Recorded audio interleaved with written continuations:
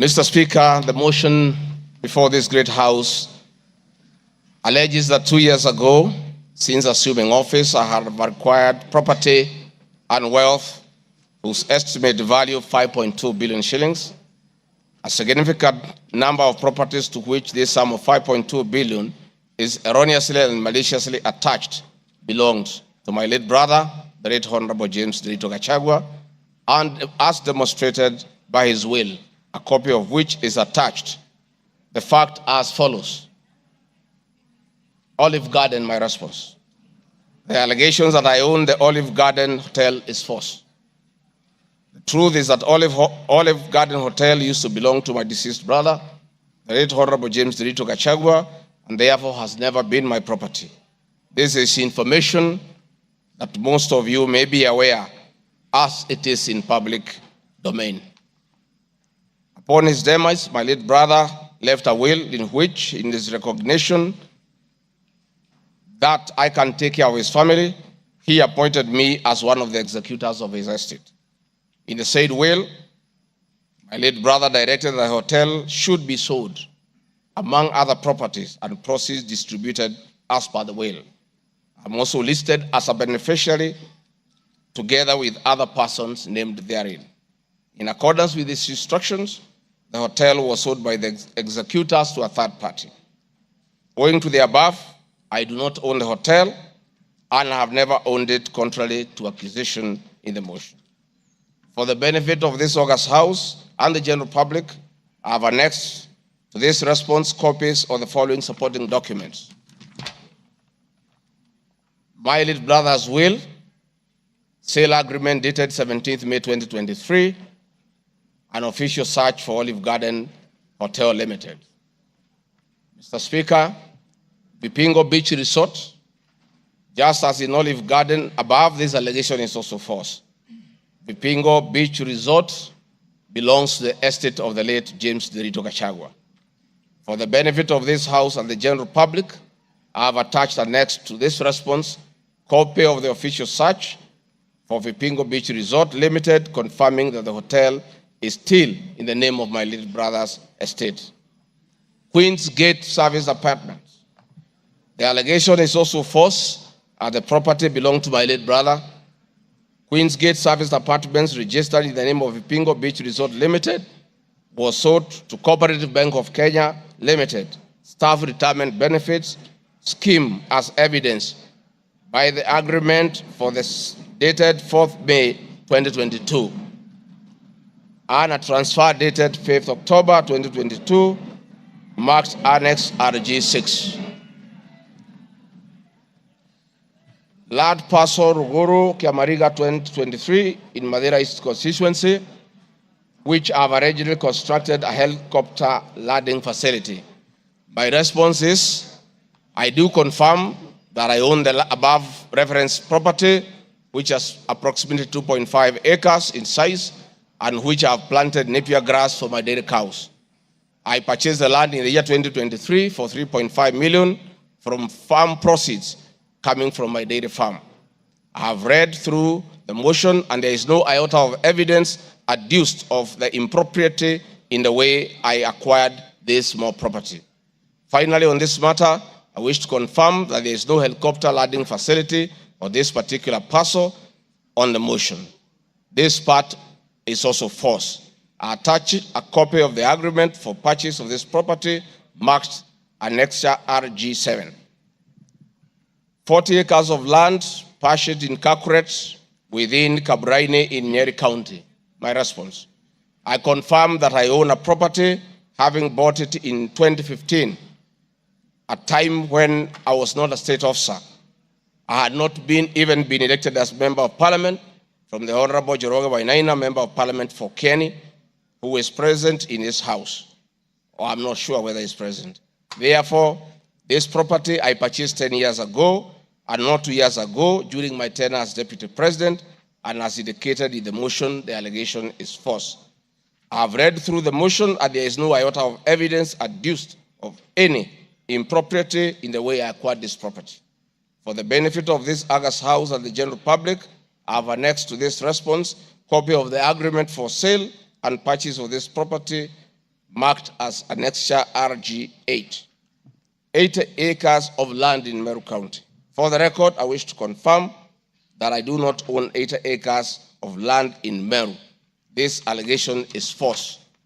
However, in the spirit of full disclosure, I would like to confirm that I have purchased 29 acres of land in Meru, the land of my mother, which I bought on around 9 February 2024 through a loan granted to me by Solution Circle Limited, which I am a member. This said circle has a charge registered against the title, which it continues to hold as security until I fully repay the loan. For the benefit of the August House and the general public, I have annexed to this response copies of the agreement of sale marked RG9 and a letter dated 15 July 2024 from Solution Circle Limited confirming that they financed the purchase of the property marked Annexure RG10. Dairy farm in Nyandarua County. My response is I do not have a dairy farm in Nyandarua County, therefore this allegation is false. The land in Nyandarua has no single animal. Companies. The motion alleges there are 22 companies owned by my family members and which have been used to massively launder money and conceal proceeds of crime, corruption, and benefit from influence peddling. My response is the mover of the motion has listed the 22 companies associated with me and has alleged that they have been used to massively launder money and conceal proceeds of crime, corruption, and benefit from influence peddling. I've carefully gone through the motion and have not seen any evidence to support or prove the allegations therein. It is not clear to me how to respond without having seen any evidence incriminating the companies. I would like to be clear that these companies have not been involved in any illegal activities, and I believe that is why the mover of the motion has not tabled any evidence of impropriety with respect to the companies. It does appear to me that the mover of the motion was so meticulous to get all the companies associated with me and my family, and I believe that he also had evidence of illegalities committed by the companies, he would have shared or tabled that for the record. However, it is not possible to get evidence of illegality where there is none. Having said the above, allow me just to mention a few companies because there are many. Regarding Gachagua Foundation, this is a foundation I incorporated in 2022, and I clarify that the foundation is a non-profit making entity with the sole objective of uplifting the lives of less privileged in society. This foundation therefore does not trade, and honorable members, you are aware that by law, a foundation cannot be used to trade. Since incorporation, the foundation has received a total of 12 million shillings, which has been utilized as per the schedule marked Annexure RG 11, which is paying school fees for children in Pwani University and other universities across the country.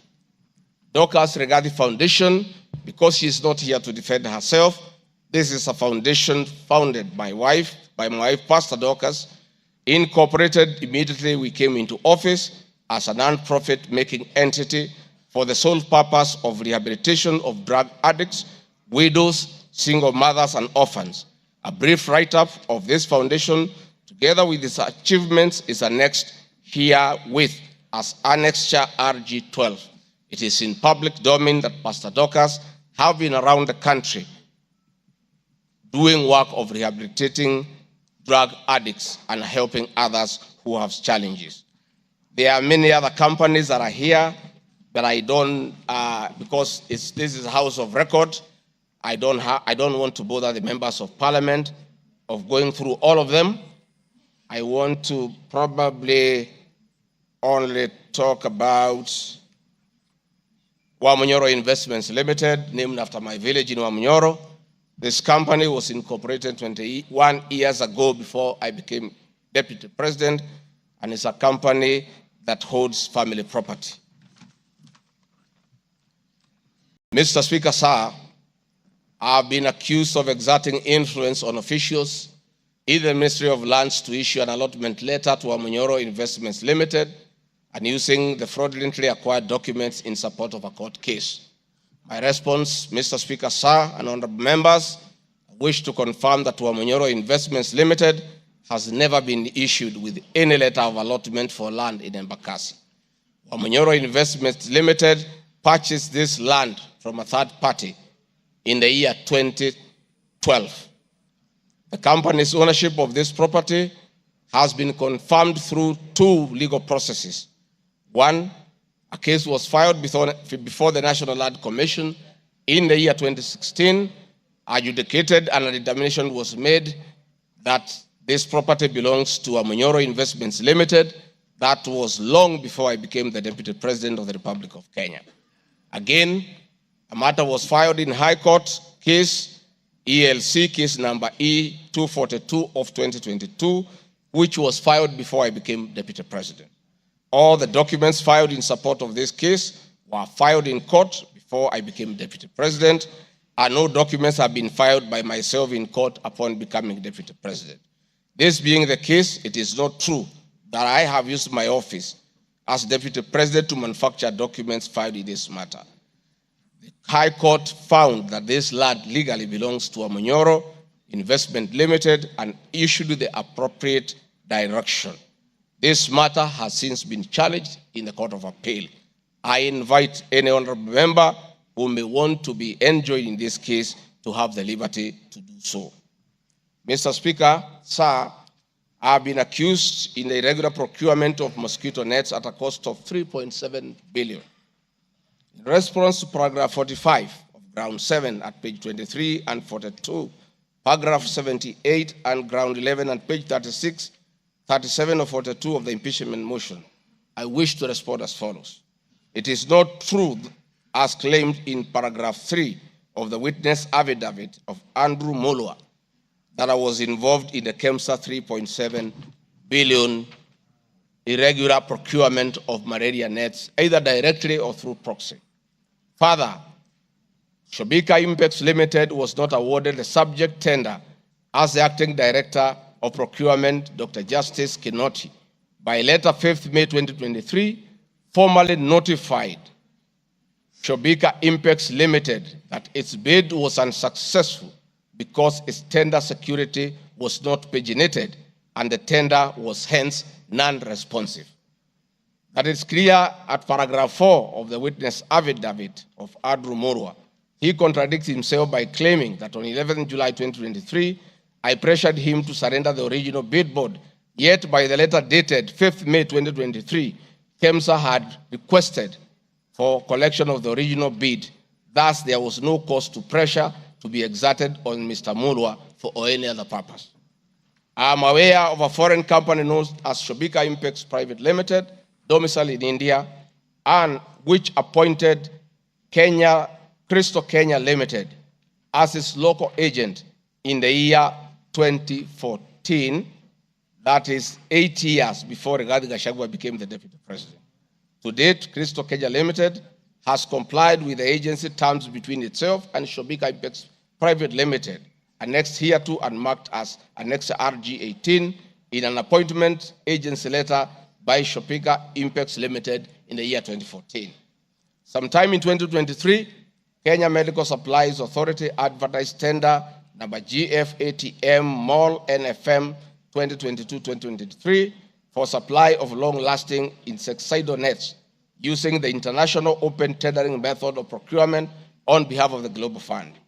The monies for supply of the nets, as per my understanding, was a pure grant from the Global Fund. I am aware that Shobika Impex Limited still participates in doing business with and has not been debarred by the Global Fund to date. I believe being technically qualified to provide and deliver the goods subject of the tender document, having the financial ability to do so, and without their participation or assistance from Crystal Kenya Limited, Shobika Impex Private Limited independently participated and submitted in its bid in response to the subject tender pursuant to an invitation by KEMSA. Having not participated in the subject tender, Crystal Kenya Limited did not submit any of the documents in response to the subject tender. Specifically, Crystal Kenya Limited did not submit a bid board or tender security in its name in response to the subject tender. It is therefore not true that Crystal Kenya submitted a fake bid board with an intention to fraudulently acquire public property. It is also not true that with my sons I used Crystal Kenya to massively launder money, conceal proceeds of crime, engage in corruption, and benefit from influence peddling. Subsequently, via the letter 5th May 2023, KEMSA notified Shobika Impex Limited that it was not successful because the tender security was not paginated, and requested Shobika Impex Private Limited to collect its bid security from the procurement office immediately. Annexed here to and marked Annexure RG19 is a said letter by KEMSA dated 5th May 2023. However, EACC commenced investigations of the subject tender, and on conclusion of the investigation by EACC and the Senate on the subject tender, KEMSA CEO Terry Ramadhani, who had been suspended on this issue, was appointed Kenya's Deputy High Commissioner in New Delhi, India by President William Ruto. Thereafter, Crystal Kenya Limited, a Shobika Impex Limited agent in Kenya, followed up in the release of Shobika Impex Private Limited's bid board tender security on behalf of Shobika. Annexed here to and marked Annexure RG20 is an email from Shobika Impex Private Limited email addressed to Crystal Kenya Limited, together with a letter of even date confirming that Crystal Kenya Limited had authority to collect their bid board. KEMSA was mandated to immediately release the bid board tender security upon determining that Shobika Impex Private Limited was unsuccessful in the subject tender, and that is why they requested that the same be collected from its procurement office. KEMSA did so, as can be seen in its letter dated 11th July 2023, annexed here to and marked Annexure RG21 in the said letter by KEMSA dated 11th July 2023.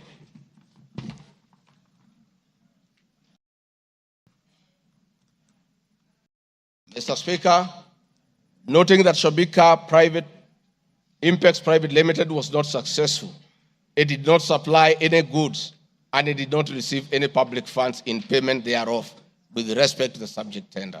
Accordingly, I have not committed any crime under Section 45(1), 46, 47(a)(3), and 48(1) of the Anti-Corruption and Economic Crimes Act, and Section 2, 3, 4, and 5 of the Proceeds of Crime and Money Laundering Act.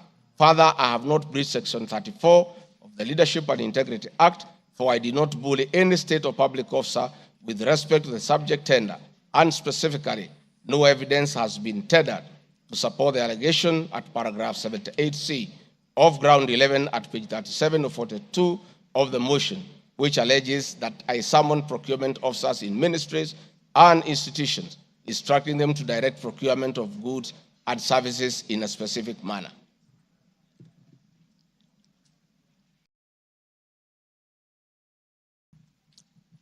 I have been accused of unnecessary and expensive renovation of the official residence of the Deputy President in Karen and Mombasa. Mr. Speaker, firstly, I would like to state that funds for the renovation of the official residence were approved and allocated by this Honorable House based on the fact that the premises had been neglected for a very long time when Dr. William Ruto was Deputy President. It cannot be fair that this House would proceed to impeach me because of an action that these honorable members have approved by way of appropriating monies for the renovations. Mr. Speaker, the contract for the refurbishment of the official residence of the Deputy President, dated 22nd December 2022, was signed by Honorable Katole Mosquito, the Controller of State House, Office of the President, and Agrobic Investment Limited that was awarded the tender, because the Controller of State House at that time was the accounting officer in charge of the Office of the Deputy President. The report of the Auditor General, Mrs.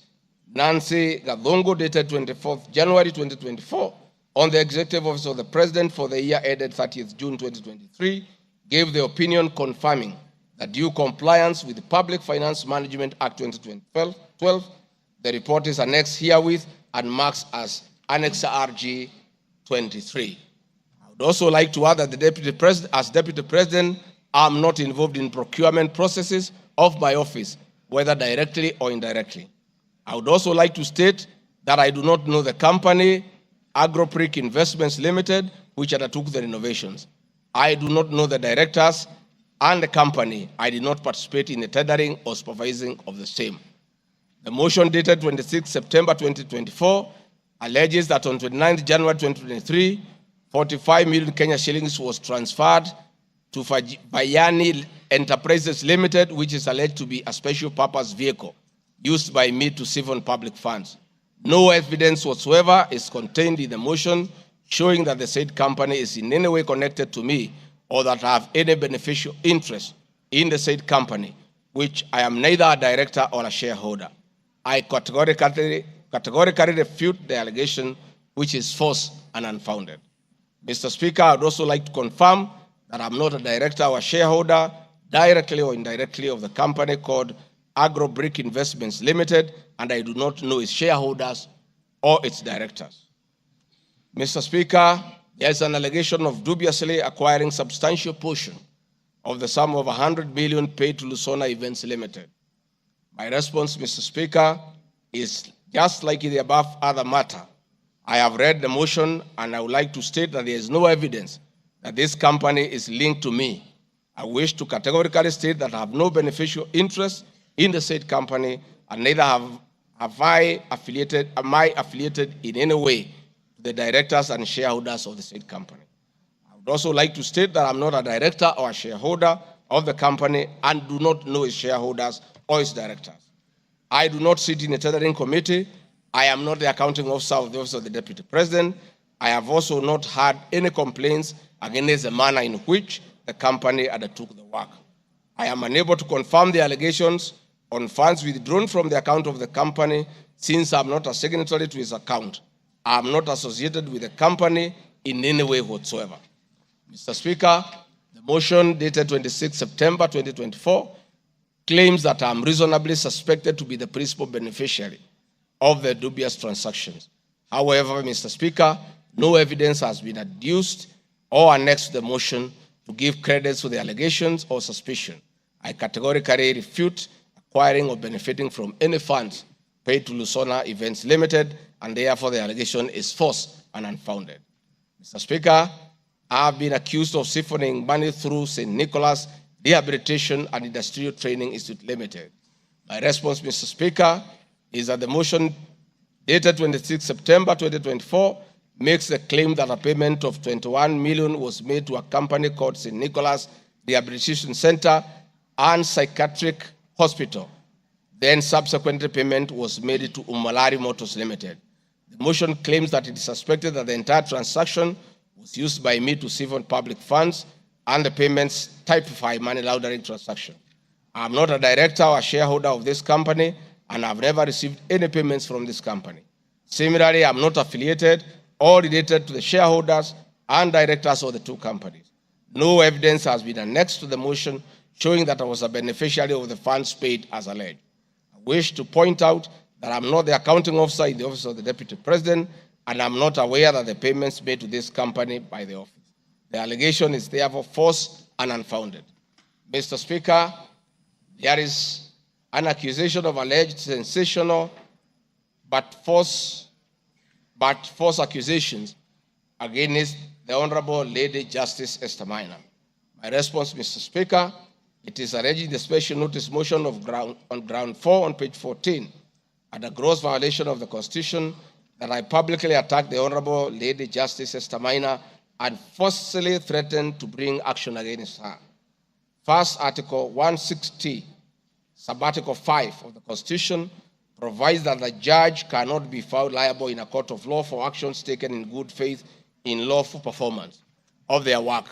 This provision is not a bar on freedom of expression guaranteed under Article 33 of the Constitution, nor a bar of the right to seek redress for legal wrongs simply because a wrong is committed by a judge. The exit multiple legal fora in which to take action against a judge for any actions that are not lawful. My statements were protected speech consequent to a decision by the learned judge in a matter involving my personal assets, which I disagreed with and found to be wholly unfair. The matter having been concluded at that stage, my criticism of the decision was not sub judice, nor in any manner prohibited by law. While I respected the ruling of the learned judge, I was in absolute disagreement with it. Contrary to the assertions in the special motion, I did not falsely threaten to bring action against the learned judge.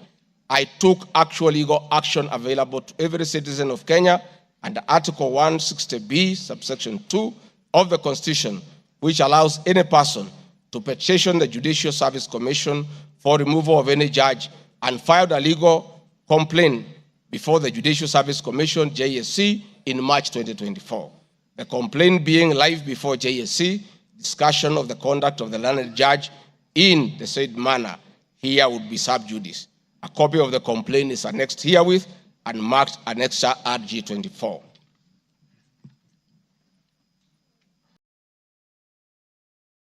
Mr. Speaker, I have been accused of diverting materials meant for construction of Kilifi Malindi Highway to tarmac a private road to Vipingo Beach Resort.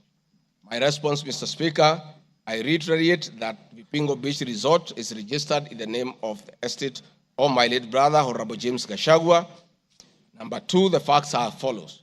King Charles III visited Kenya between 30th October 2023 and 30th November 2024. During his state visit, one of the designated places where King Charles III was to visit was Kuruitu Marine Conservancy, which shares a road with Vipingo Beach Resort. I have annexed a copy of the program for the state visit to Kenya by King Charles III, marked as Annex RG 25, which at page 13 on items 63 and 64 shows his departure and arrival at Kuruitu Marine Conservancy. There are several media reports confirming the visit by King Charles III to Kuruitu Marine Conservancy. I have annexed extracts of the media reports by the Star newspaper dated 7 November and by African News marked as Annexure RG 26. My understanding is that the road to Kuruitu Marine Conservancy was upgraded in respect of this visit, which also to benefit the local community, including amenities like Cheriani Secondary School, Cheriani Primary School, a mosque and a public market as part of the corporate social responsibility. I wish to point out that the alleged road, that is Takaungu Shariani Vipingo, is a public road and not a private road leading to any property associated with the Deputy President, but a public road. Mr. Speaker, I have been accused of undermining the President and the Cabinet by allegedly making contradictory public statements from the position taken by Cabinet regarding the evacuation of the people residing along the Nairobi River. My response, Mr. Speaker, is that Article 147 of the Constitution provides that the Deputy President shall be the principal assistant of the President and shall deputize the President in execution of the President's functions. Article 28, which states that every person has inherent dignity and the right to have the dignity respected and protected. Article 29C, Mr. Speaker, states that every person has the right to freedom and security of the person, which includes the right not to be subjected to any form of violence from either public or private sources. Section 15G1 of the Land Act states that notwithstanding any provisions to the contrary in this act or in any other written law, all eviction shall be carried out in a strict accordance with the following procedures.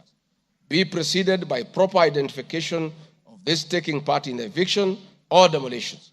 Be preceded by the presentation of formal authorizations for action. C, where groups of people are involved, government officials or their representatives be present during an eviction. D, be carried out in a manner that respects the dignity, right to life and security of those affected. E, include special measures to ensure effective protection to groups of people who are vulnerable, such as women, children, the elderly, and persons with disabilities, including special measures to ensure that there is no arbitrary deprivation of property or possessions as a result of the eviction. This includes mechanisms to protect property and possessions left behind involuntarily from destruction, to respect the principles of necessity and proportionality during the use of force, and give the affected persons the first priority to demolish and salvage their property.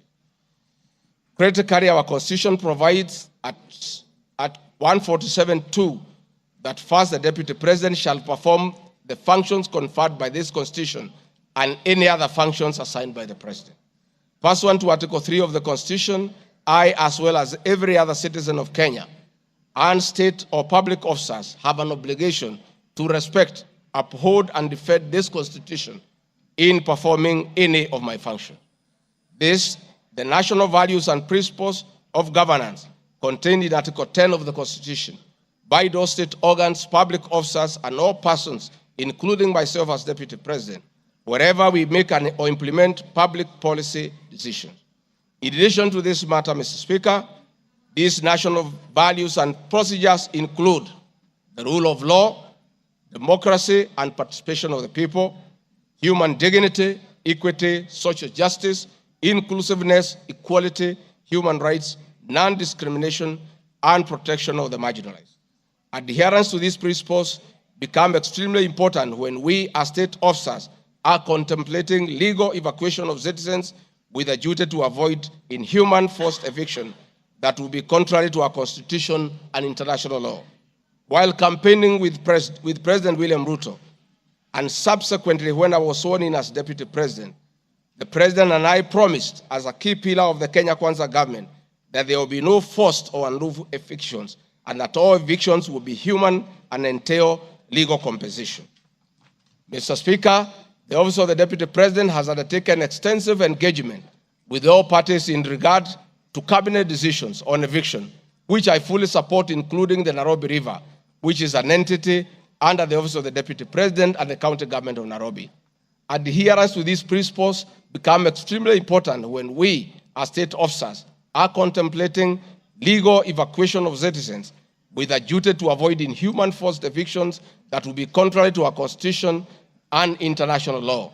Guideline number 6 of the United Nations General Assembly Guidelines for the implementation of the rights to adequate housing prohibits forced evictions, and that the state should ensure that any eviction under domestic law are fully compliant with international law. The guidelines further require meaningful engagement with communities to ensure that the rights of residents are implemented cooperatively without the need for eviction procedures or police enforcement. Of government directives on the eviction, save for the fact that on being informed that the persons residing along Nairobi River would be evicted and paid 10,000 shillings only, which I and many other Kenyans felt was inadequate compensation for eviction. I insisted that the government should abide by the constitutional dictates and international norms while implementing any cabinet decisions, including eviction, and maintain the dignity of the citizens of Kenyans facing eviction. My statements did not and cannot be construed to undermine the president by insisting that people should not be evicted inhumanly and without adequate compensation. Mr. Speaker, I've been accused of undermining devolution by allegedly holding a meeting in Nairobi Wakulima Market. The motion alleges that on 28 September 2024, I unlawfully interfered with the running of the Nairobi City County government by holding a public rally where I allegedly incited citizens against lawful directives of the county government on planning and allocation of markets. My response, Mr. Speaker, is that the motion alleges that on 20 September 2024, I unlawfully interfered with the running of the Nairobi City County government by allegedly inciting citizens against lawful directives. Article 6(2) of the Constitution provides that the government at national and county levels are distinct and interdependent and shall conduct their mutual relations on the basis of consultation and cooperation. This being the case, it cannot be said that there is a violation of the Constitution when someone from the national government makes a comment on matters relating to county government. The traders had sought me out to intervene and request the governor on their behalf to dialogue with them and seek a solution to the grievances with regard to the relocation of markets. I request that a video annexed RG Video 3 be played for the benefit of members to say what I said.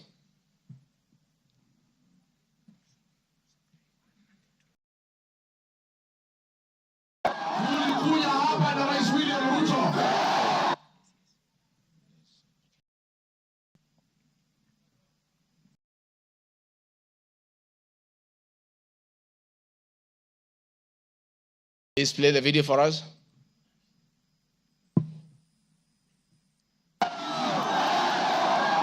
tulikuja hapa na Rais William Ruto, mkatupatia kura, na rais na mimi tukaahidi nyinyi ya kwamba tukipata serikali hakuna siku mtahangaika. Na kwa hivyo mimi nasikitika sana nikisikia serikali ya kaunti inanyanyasa nyinyi.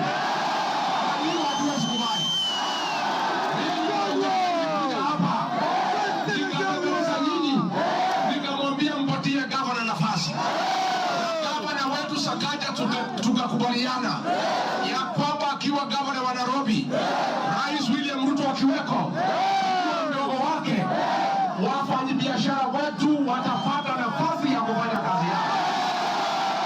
Na mimi nataka kuomba kwa heshima, wale wote ambaye tumepatiwa nafasi ya uongozi na Wakenya, tukumbuke ya kwamba tulipata nafasi ya kuongoza kupitia kwa kura ya wananchi. Tukumbuke ya kwamba wakubwa wetu, wadosi wetu ni Wakenya, na hakuna siku tutaweza geuka Wakenya ndio walitupatia nafasi ya uongozi. Si nyinyi mlituandika kazi? Kwa hivyo mimi niseme ya kwamba niliuliza gavana mketi chini, kuwe na mazungumzo, kuwe na maelewano. Watu ni wananchi na wananchi ni watu ya kusikizwa.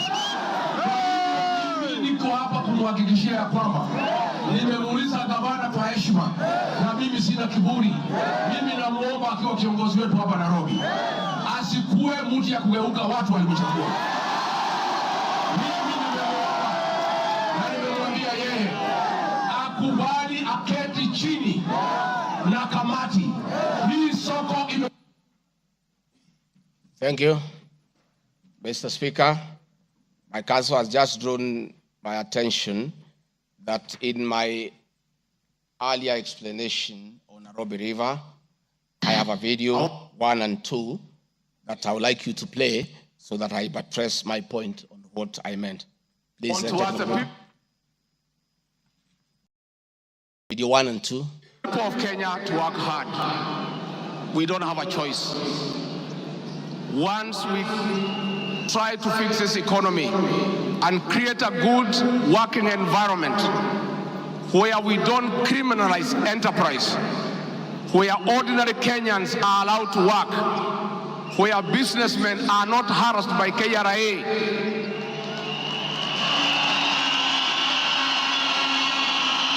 where goods belonging to the people of Kenya will never again be touched by overzealous public servants. Where again poor people will never again be evicted in brutal evictions by state agencies. And I say, freedom is here. Now, the number of fatalities from the ongoing forcible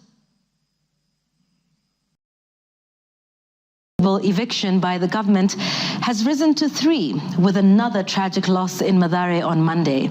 An 18-year-old boy died as a bulldozer brought down a church in the area just moments after President William Ruto left. The young man, who was assisting in salvaging the church's belongings, became a casualty of the demolition. Earlier on Saturday, 2 individuals lost their lives in Mukuru kwa Ruben during a similar eviction exercise. Ben Kirui reports. Monday evening, the ongoing forcible evictions in flood-prone areas tragically ended yet another life. The 18-year-old Ian Otieno lost his life in Mathare moments after President William Ruto left the area where he had been assessing the effects of floods. Bulldozers descended on homes near riverbanks, flattening structures marked for demolition. Winnie Makinda, Ian's mother, struggled to comprehend the loss of her son, a candidate in this year's KCSE. Wakaambia mtu atingatinga usiangushe hiyo kuta, kuna hapo ndani kuna watoto wa watu, wacha kuangusha hapo ndani kuna watoto wa watu. Akaambia wamama waache kumpigia kelele.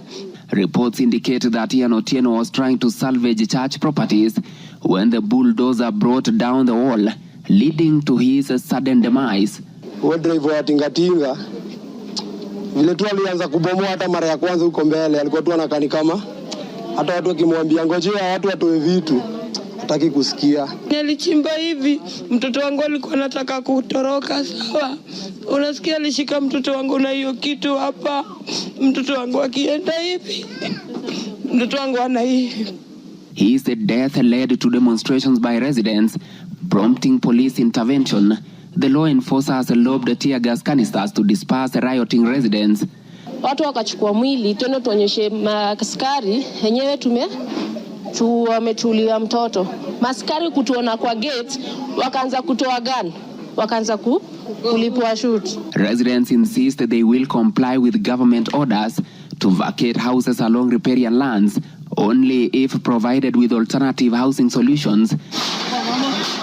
Saturday's demolitions in Mukuru kwa Ruben claimed 2 lives and injured 3 others, sparking outrage among residents who blamed the government for forcible evictions despite many not yet being relocated. Last week, the government mandated the evacuation of all residents from risky areas within 48 hours, including those near dams, those in areas prone to mudslides, and Kenyans residing on riparian lands. Ben Kirui, Citizen TV, Nairobi. Hakuna tena mambo ya evictions katika Nairobi. Kama kutakuwa na maneno, ni maneno ya relocation ambaye itakuwa ni kwa utaratibu bila ya mwananchi kuvunjiwa nyumba. Uwezi kutoka nyumbani alafu unarudi jioni unakuta masufuria barabarani na blanketi sijui imekaa wapi. That one will not happen again. We want to make sure that we are an orderly, humane society that respects the right of everybody, irrespective of who they are or irrespective of their financial status. We are all equal before the Constitution. Tumekubaliana watu wa Nairobi? Vijana tumekubaliana? Thank you, Mr. Speaker. That was President William Ruto talking the same language as his deputy, that brutal and forceful evictions have no place under this administration. We have seen a video of brutal eviction. We have seen young children crying in tears. The deputy president is being accused of undermining his boss by just doing what his boss said, that we should never forcibly, brutally evict the people of Kenya. Mr. Speaker, the leadership of Nairobi business traders approached me sometime in March 2024 at the official residence to discuss multiple issues affecting business and requested engagement in the solution and intervention on these issues. Consequent to this meeting, I directed that short, medium, and long-term strategies be undertaken, coordinated by the Office of the Deputy President, to address the issues raised that cut across various agencies, including KRA, Kenya Post Authority, Anti-Counterfeit Authority, Kenya Bureau of Standards, the National Police Service, and the Kenya Copyright Board. On 11th April 2024, the Small Traders and Government Agencies Technical Committee, coordinated by my office, held a meeting to discuss issues raised by the small traders, including Muthurwa Market, attended by the Office of the Deputy President staff, in a supportive role in keeping with the draft framework of cooperation and engagement between the government, the Nairobi City County Government, and Nairobi business traders. Subsequent this, Mr. Speaker, is clear that my office have been having meetings with the governor of Nairobi on various matters affecting the people of Nairobi, and hence the deputy president cannot be accused of undermining devolution.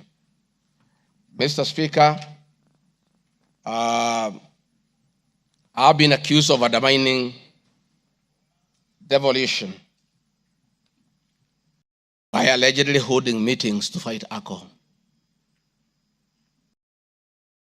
I'm sorry, Mr. Speaker, if the House took it that I say the House is a theater of the absurd.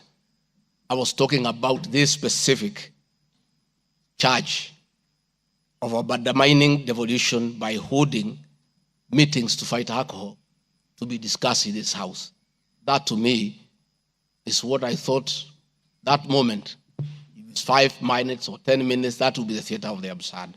I did not attribute in any way by trying to demean this House that I sat for 5 years, by calling it the theater of the absurd. But this particular charge, Mr. Speaker, drug and alcohol problem in Kenya has been on the increase, and many of our youth have become addicted to alcohol and their lives destroyed because it causes them to drop out of school and start engaging in petty crime to look for money to buy alcohol.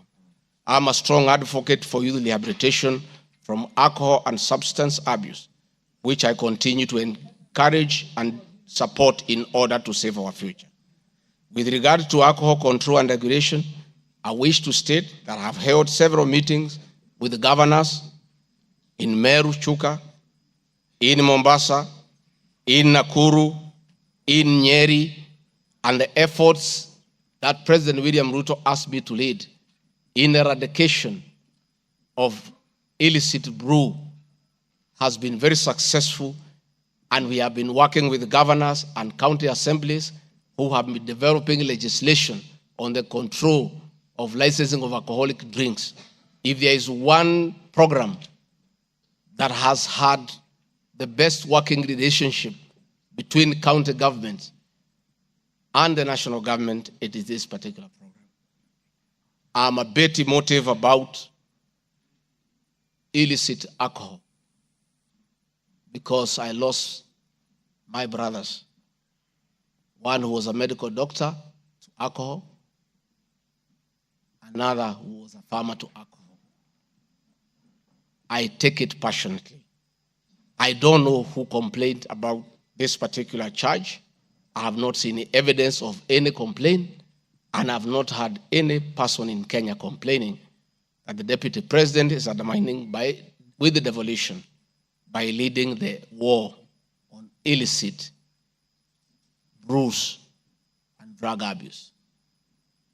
Whatever this House decides tonight and the other subsequent House, whatever happens to Rigathi Gachagua, whether he's in or out of office, this war must continue and must be won for the sake of our children.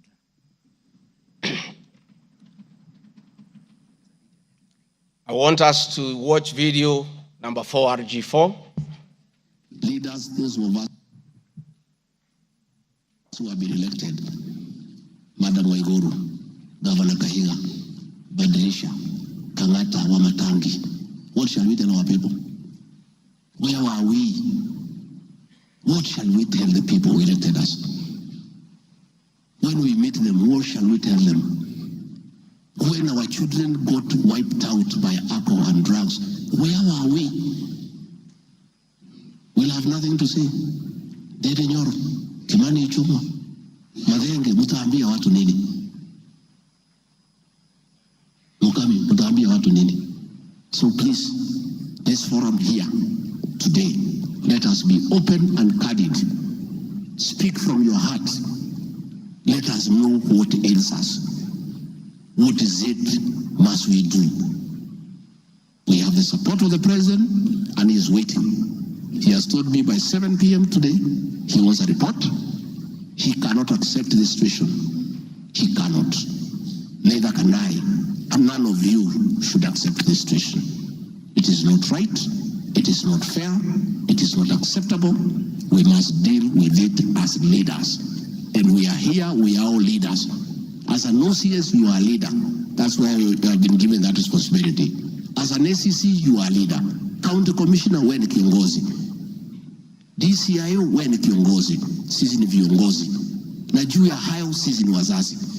Tafadhalini, tukubaliane, tutafute suluhisho. Na tukipata, tuende tufanye kazi.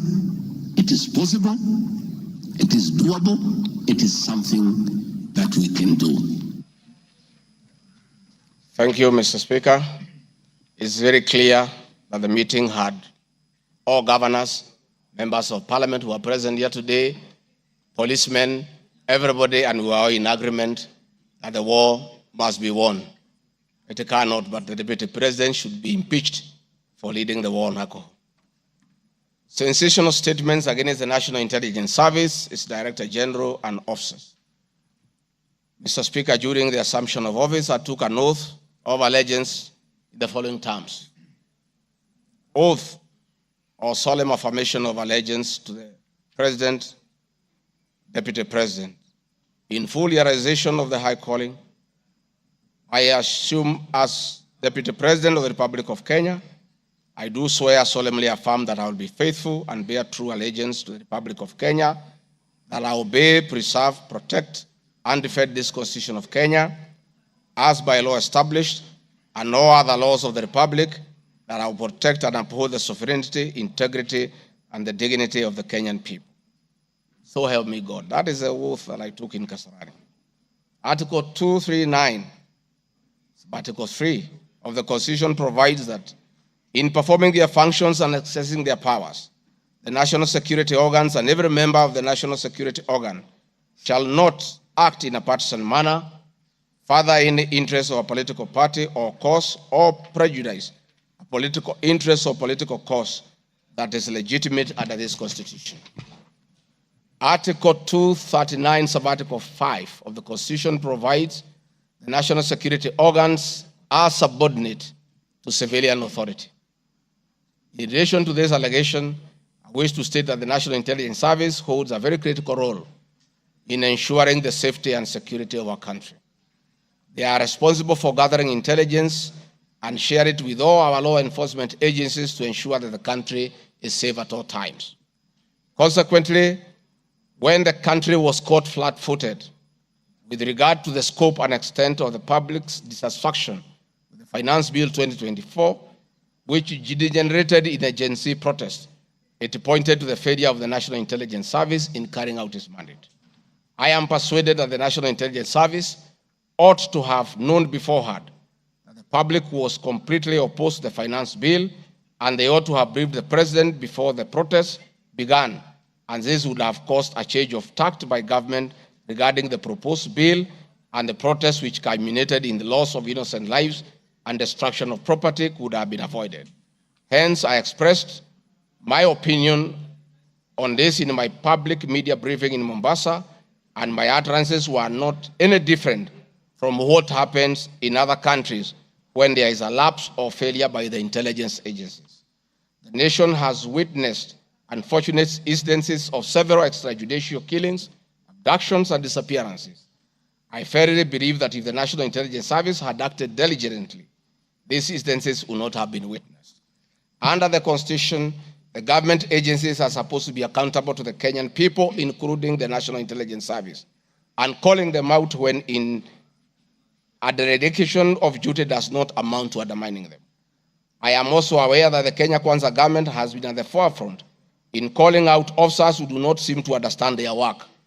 Recently, my boss, the President, publicly complained that there are some PSs and CSs who did not seem to understand their role. Please play for me video number 5, RG5. On President William Ruto has today described some members of his cabinet as utterly clueless and uninformed about the dockets they occupy. And in a sign of trouble for cabinet secretaries, the State House gates were shut for those who arrived late, with both President Ruto and his deputy Rigathi Gachagua giving a sharp tongue lashing to the latecomers. And our Citizen TV's Timotai Goin reports the atmosphere at the State House, Nairobi, left little doubt on President Ruto's disappointment with a vast section of his 22-member cabinet.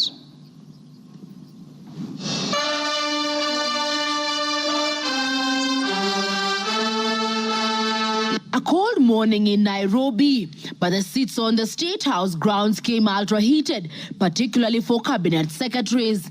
The cabinet members came here to sign performance contracts, but the oral appraisal of the day spurred anything between trouble and outright doom. If you cannot keep time with your employer, you have basically dismissed yourself. I mean, it's just as simple as that. So, for those who came late, who are members of the executive, I will be expecting a written explanation, and it should not include matters of traffic. Punctuality was at issue, with some cabinet secretaries being locked out of State House for lateness. And from the podium, the president and his senior lieutenants were unforgiving. Niona watu wale wamechelewa, nikaona rais unaniona namjua. Nikaona uso yake nikajua hapa kimeumana. Sababu leo ni siku ya performance contract. Ile siku muhimu sana ya kuja kuweka, na wewe umefika pale, rais amekaa tayari, amekaa na ndiye rais wa Jamhuri ya Kenya. Wewe umechelewa ukiwa kuona nani? Who else have you gone to see? One of the things we need to learn in our performance contract is to beat the traffic. For the 19 cabinet secretaries present, the atmosphere at State House progressed from bad to worse as President Ruto and his deputy Rigathi Gachagua issued a blistering assessment of the performance of the cabinet members. Many of you, the people I speak to, don't even know what is going on in your ministries or departments. You have very scanty information. The moment I know more than you in your ministry, then you must begin to understand that something is very wrong. How do you run a ministry or that department or a parastatal if you have no information? That is the highest level of incompetence. Those of us who came with the president from the political space and who are his friends, and we assisted him to become president. Once he gives us a job, that is the termination of that friendship. The friendship with the president will be based on nothing but performance. From travel habits to basic work ethic and even media appearances, it was a brutal ground zero appraisal for the cabinet. Why do you have to honor every invitation that you have been given to every country? Your Excellency, at times we have tried to hold cabinet committees, we can't. 5, 6, 7, 8 ministers are out of the country. Some change clothes at the airport from one country to another. That is the truth. Why can't you regulate yourself? If the president was to travel and honor every invitation, he will be out of this country the whole year. You just have to decide what is useful and other things you can leave to our ambassadors out of the country. So when you hear my deputy saying, find time, travel, but travel and see the people who have hired us, you know, go to different parts of Kenya so that you can get feedback from the public. We have done so much as an administration, but the information is not out there. Our ministers are quiet. They are called for TV interviews, they don't show up to say what they have done. And then the media have a few days because nobody talks for government. I would rather we spend more time explaining to the people of Kenya what we have done in our respective dockets as opposed to travel. And if we have to travel, let's travel up country to where our wananchi are and explain what we are doing. And I remember I called CS Chelugui. I didn't find him, so I called his PS and I found her and I explained to her, I told her, look, the public is not understanding this. Did I call you or not on Sunday? You know, I told you this is what the public is saying. Please do more sensitization on Hustler Fund Phase 2. With a very public expression of disappointment in his cabinet, President Ruto has triggered speculation on changes in government as his administration approaches the end of its first year in office. From punctuality to work ethic and general performance, the proverbial axe could well fall somewhere. With the performance contracts expected to foster a culture of high performance in the public service and also ensure that public resources are properly utilized, it is also set to offer a framework for President William Ruto to reward performers and also institute sanctions on non-performers. Chamutai Goin, Citizen TV. Mr. Speaker, President William Ruto, my boss, and I have been calling out senior government officials when they fall short of expectations. The Director General of the National Intelligence Service is no exception. He's not above the law. He's accountable to the people of Kenya for his performance. And I have had an argument that we should not call out those in the security sector. I would like you to play next video. We have the most incompetent Inspector General of Police I think, in the world. The most incompetent in the whole world. His incompetence may not necessarily play out when things are working, but when things get to a head and you need some decisions to be made, I can tell you for sure, the gentleman we have as an IG cannot make any decision. Nataka tumwambie ule mtu wa sinema mingi anaitwa nani ule mtu? Ule sijui anaitwa DCI, ule anaitwa nini? Ule mtu anaitwa Kinoti. Awache ujinga. Huyo bwana Kiboti awache ujinga. Sio kama tunaelewana. Huyo Kinoti hakuna kitu amefanya kwa hii Kenya ya kisiasa. Yeye ni mtu ya sinema. Anaendesha makesi kwa magazeti. Anatuandikia barua, sijui barua ya kilomita ngapi. Mr. Kinoti, please save your time. Stop writing to us long letters. Leave matters of elections to IEBC. You have no business in IEBC. You have failed as DCI. We don't want you to fail our elections. Tunaelewana? Huyo bwana Kinoti awache hiyo ujinga yake anaendesha pale, kwa sababu anatukasirisha. Huyo bwana Kinoti tunataka tumwambie awachane na watu wa IEBC wafanye hiyo uchaguzi. Alipatiwa kazi ya kufanya criminal investigation. He has never done anything. Ile kesi yote anafanya kesi kwa magazeti. Akiambiwa apeleke evidence kule kotini ameshindwa. So bwana Kinoti, wacha sinema. You have failed and wait for August so that you can. Honorable members, that was President William Ruto as Deputy President criticizing IG Mutiabai, DCI Kinoti. Regarding Gachagua has learned his job from his boss, that public officers must be called to order when they fell short of expectation. And I never saw anybody bring William Ruto here for impeachment for criticizing the IG or the DCI. This is a very unfair allegation. Mr. Speaker, it is also reported by media that the IMF has already warned about impending unrest during the people's dissatisfaction with the 2023 and 24 finance bill. Many of you will recall, Mr. Speaker, after the September 11th terrorist attack in the US, the US intelligence agencies were massively criticized, and an inquiry was even opened to investigate why their intelligence agency was not able to detect and thwart the attack. All we are saying is that our National Intelligence Service is accountable to the people of Kenya for its performance.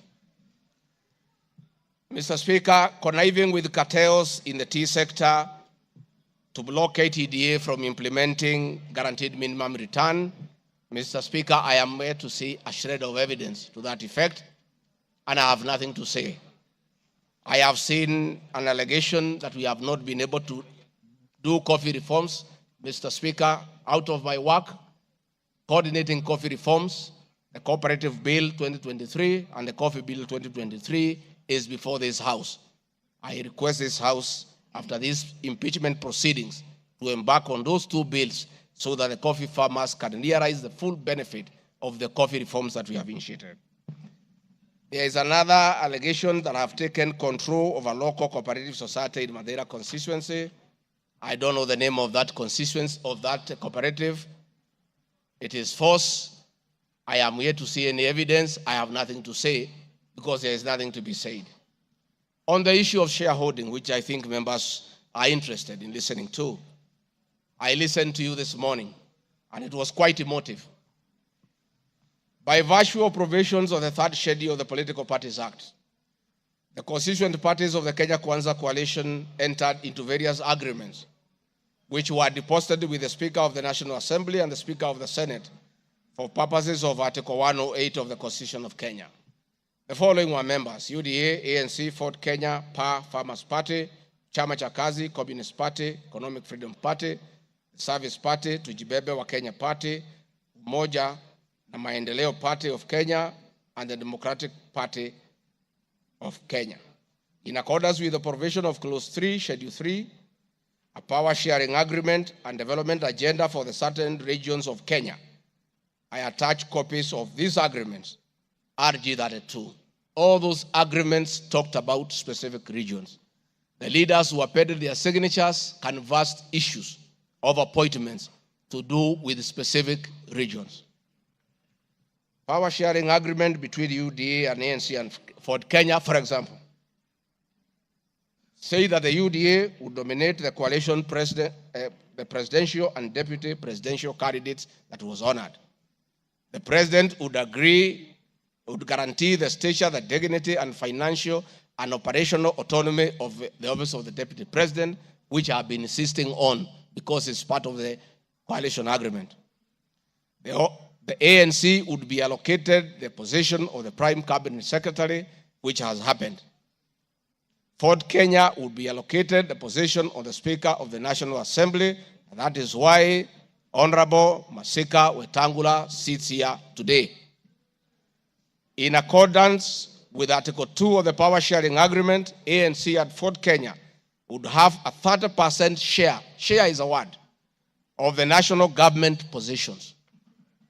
This drives my utterances about shareholding.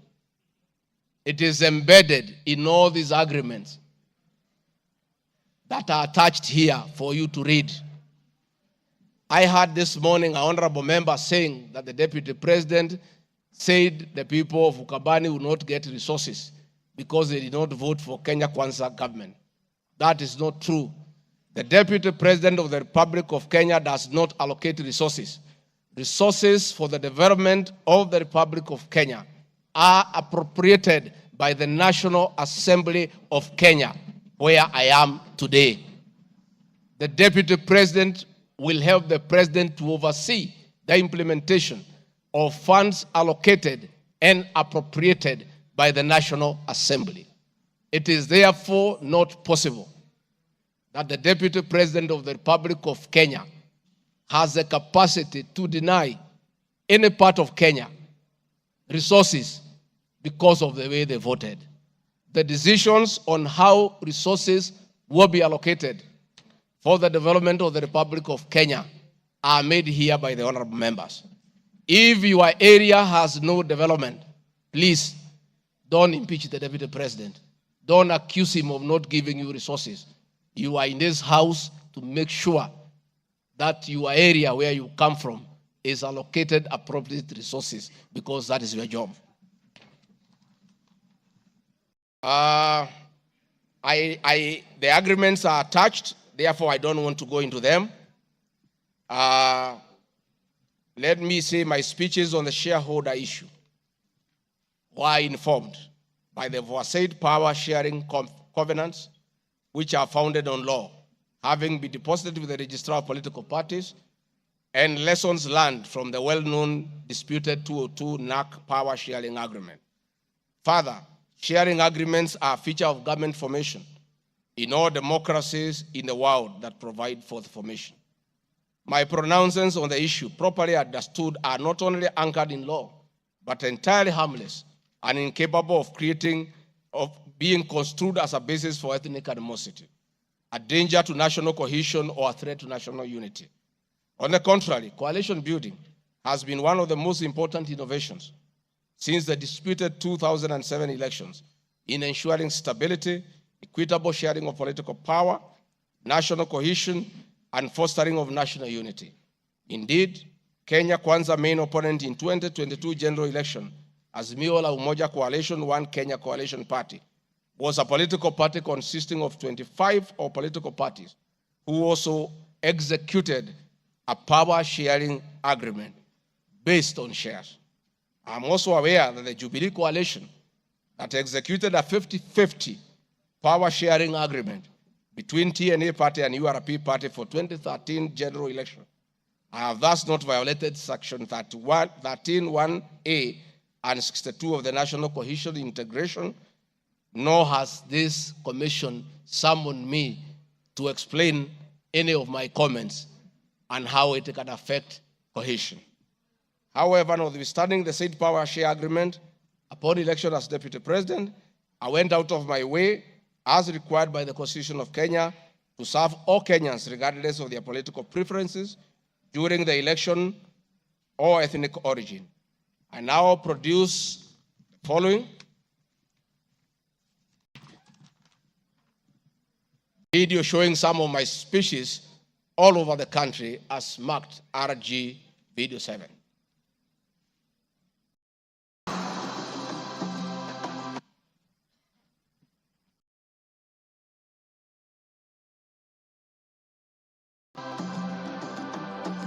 We want to confirm to the people of Nyanza that the Ruto administration will serve all Kenyans, those who elected us and those who did not.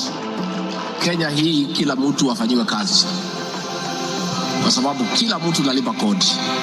Mimi sikusema Kenya ni ya shauri ama nilisema serikali, nikiunda serikali wale wanakusaidia kuongoza, unatakiwa uweke wengi wale walikuwa na wale walielewa manifesto yako. Mimi nimetembea Kenya. Si mnasema nilikuwa Mombasa, hii hapana mlima. Mimi nilikuwa Wajir, hii hapana mlima. Nilikuwa Garissa, hii hapana mlima. Nilikuwa Mount Elgon. Nandi nimekuja karibu mara 10. Eldoret nimekuja karibu mara 6. Kericho nimekuja mara 4.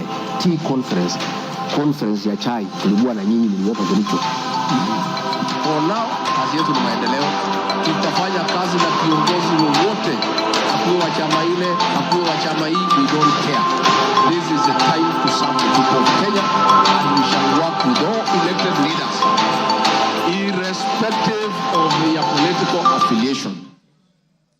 Mr. Speaker, copies of documents demonstrating my efforts within the mandate allocated me by the President to address security issues and economic equalization programs and policy in historically marginalized areas is Annex RG33. The decision to embrace the broad-based government following the dissolution of cabinet after the Gen Z protest.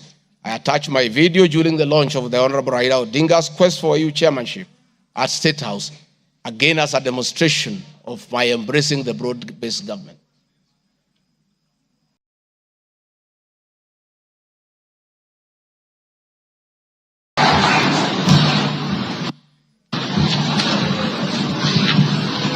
Your Excellency, Dr. William Ruto,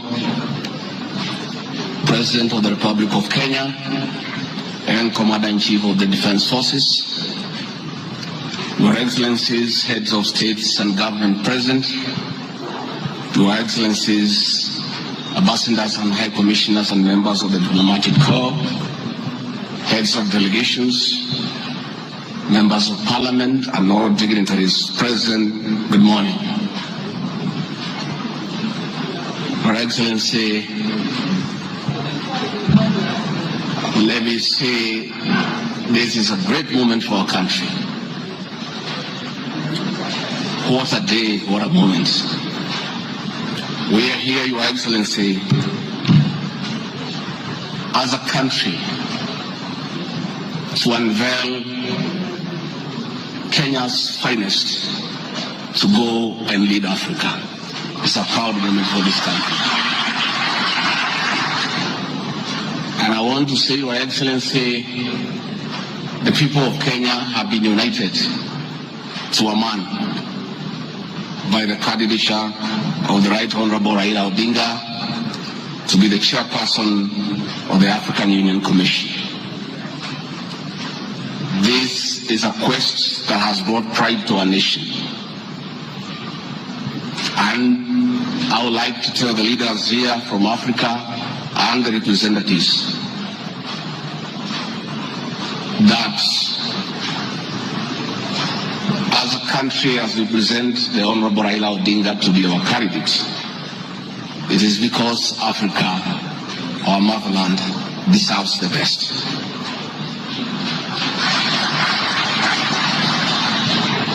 The passion and zeal of the Right Honorable Raila Odinga in Pan-Africanism is well documented. Passion knows no age, knows no limit. In the person of the Right Honorable Raila Odinga,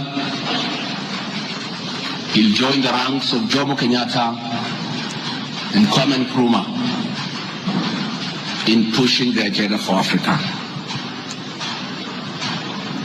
I therefore want to say, Your Excellency,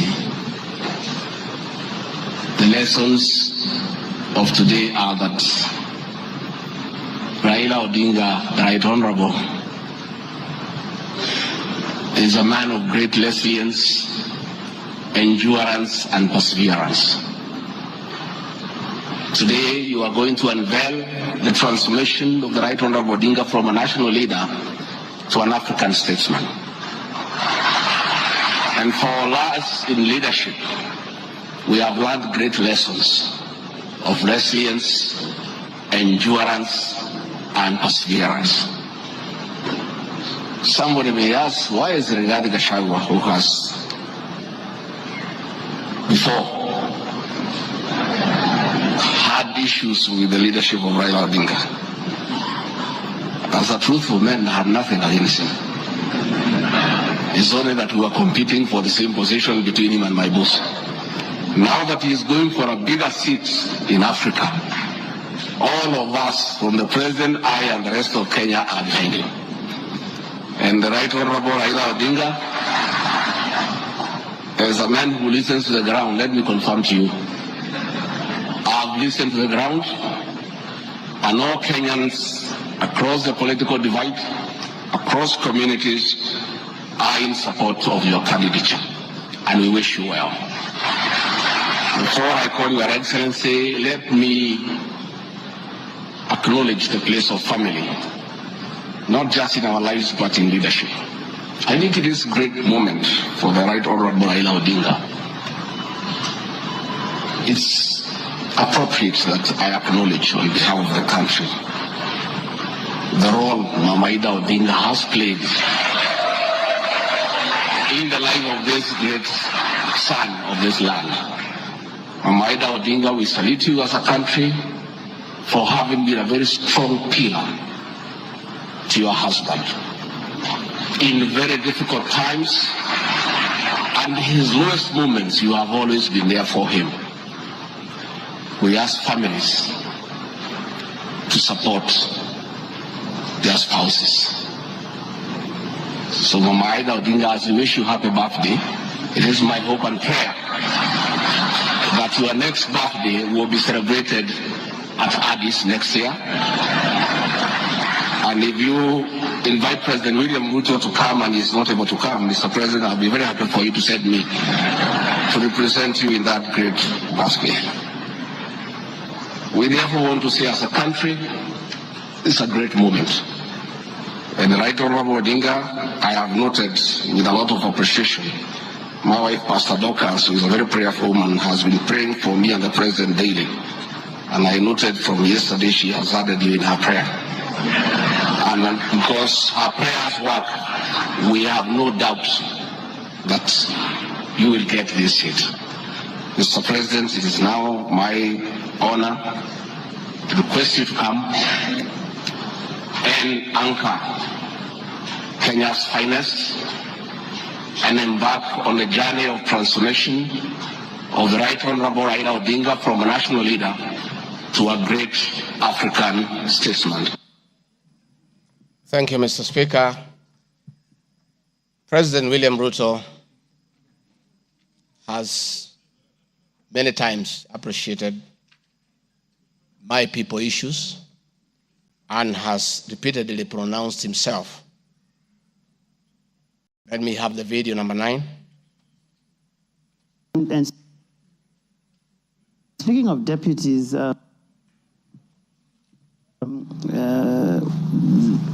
you have in the last few weeks named Mr. Rigathi Gachagua as your deputy.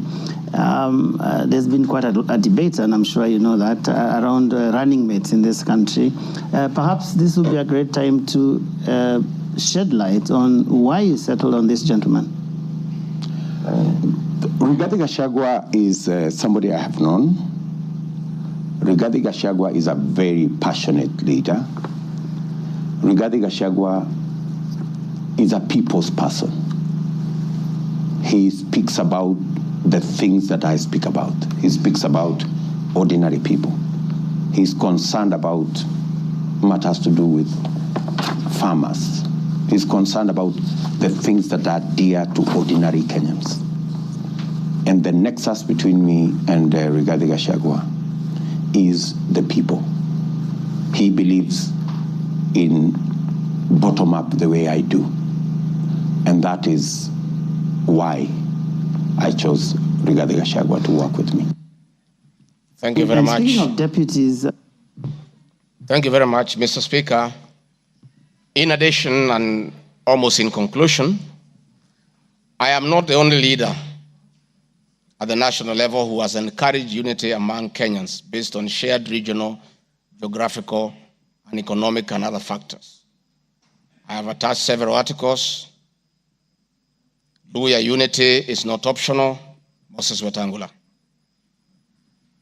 Ruto puts case for Gema College in unity. Mijikenda unity in the offing. Masai leaders in unity talks ahead of next year's general election. I have attached those articles so that you understand that regions uniting does not mean they unite against other regions. They unite for common issues, common values, and to strengthen them to join other regions for national unity. Mr. Speaker, the motion dated 26 September 2024, tabled before the National Assembly, makes the generalized claims that have committed crimes under national laws, Proceeds of Crime and Anti-Money Laundering Act, Penal Code, National Cohesion and Integration Act as anti-corruption and economic crimes. It is on the basis of the claim that it is say that the threshold of impeachment has been met.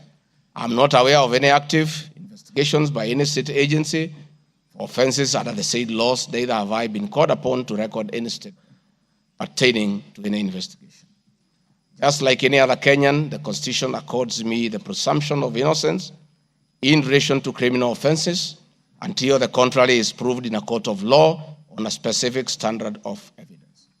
Therefore, in the absence of any active investigations by any investigative agency in Kenya, I do not believe that there can be any serious reason to believe that I've committed any offense.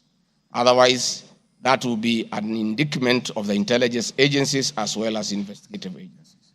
Therefore, it is inconceivable that the threshold of the impeachment motion as defined in Article 145 of the Constitution can solely be based on the perception of the mover of the motion in the absence of any other evidence. I heard the mover this morning saying that all we need to do is to believe in him. I believe that cannot be the position. We need actual evidence against the Deputy President. The net effect of the impeachment of this basis of allegations of criminal offenses, whose evidence has not been tried and tested in court of law or by bodies mandated to investigate, would be to disqualify me from the possibility of holding public office in relation to Article 99(3) without the benefit of due process of law and exhaustion of the systems of appeal as provided in the Penal Code. Mr. Speaker, I do not wish to respond to the issues I had this morning that are outside the motion.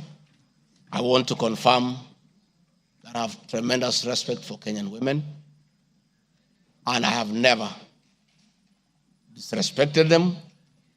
What has happened is that as politicians, there is always propaganda to undermine somebody.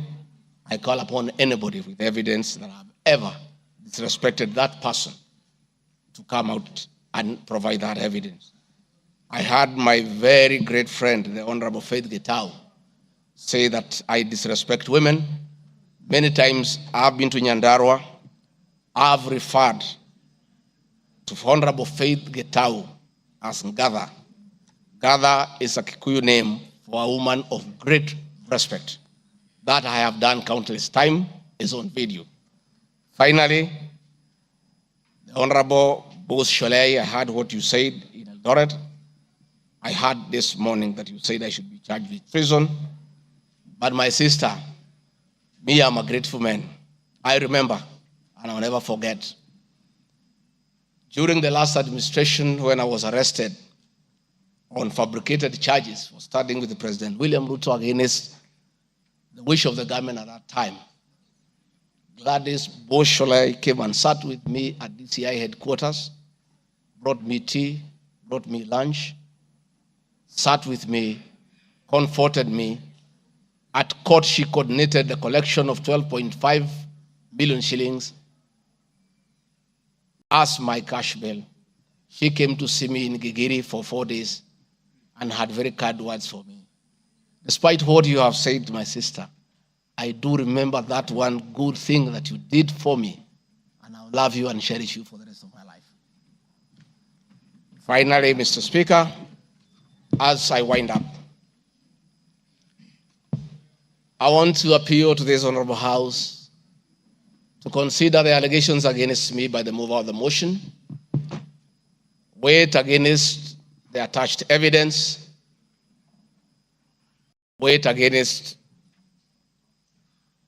my defense and the attachments and the videos that I've played in this house. And exercise your mind and exercise your discretion. Search your conscience and decide if Rigathi Gachagua is guilty of any of those allegations or is undergoing a political process. If you are so persuaded and you search your conscience without any intimidation or coercion or inducement, and you think it's the right thing to do, please go ahead and do so. If you search your conscience and listen to the issues that have been adduced here, and you find that there are no grounds to impeach the Deputy President of the Republic of Kenya, please make the right decision. But as you do so, many members who are in this house remember what President William Ruto as Deputy President went through. And most of us stood with him. Rigathi Gachagua underwent 4 years of persecution. Others were persecuted. But we took a firm stand because we believed we were doing the right thing.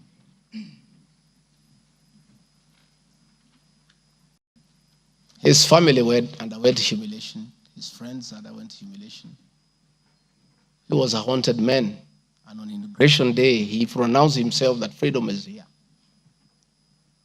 Again, under the new administration, the same Rigathi Gachagua, who underwent humiliation and persecution, finds himself in the same space under that administration that he fought for.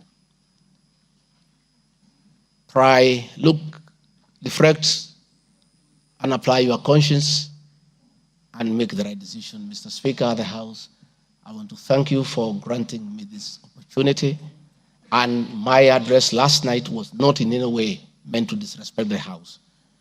Despite, Mr. Speaker, you having ruled that the matter should not be taken out of the House, it was being discussed in every TV station, in every meeting across Kenya. And Kenyans did not have a chance to also hear my side of the story. So I decided, since the accusations against me were everywhere in the country, the people of Kenya, and more so those who voted for me and President William Ruto, deserved also to hear my side of the story. I have tremendous respect for the National Assembly and your ability and capacity to make the right decision. Mr. Speaker, I want to thank you. Asanteni sana. Thank you very much, Deputy President. Thank you very much, Deputy President.